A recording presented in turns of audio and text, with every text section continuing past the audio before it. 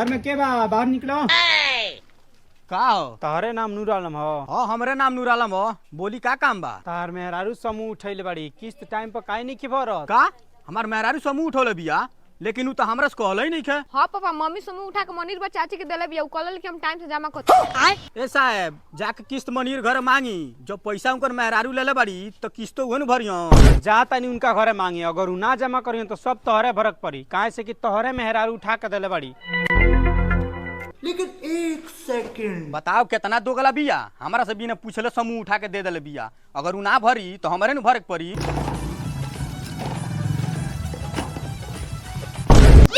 मनीर आलम तोहरे नाम हो? हाँ हमरा नाम मनीर है, बताई ना का बात बा। तार मेहरारू समूह उठैले बाड़ी, टाइम पर नहीं की भरत, चलो किस्त के पैसा निकालो। हमरा के समूह दिला बड़ा कि हमरा से पैसा मांगता रहो, जा हमरा मेहरारू के दिला बड़ा, जा ओकरा से मांग लियो। कहाँ बाड़ी तार मेहरारू? बोलावा उनके। ए साहेब, नुरालमा के मेहरारू समूह उठा के हमरा मेहरारू के दे देलस, और भोसड़ी सारा समूह के पैसा लेके दूसर कोनो संग भाग गई। बाप रे।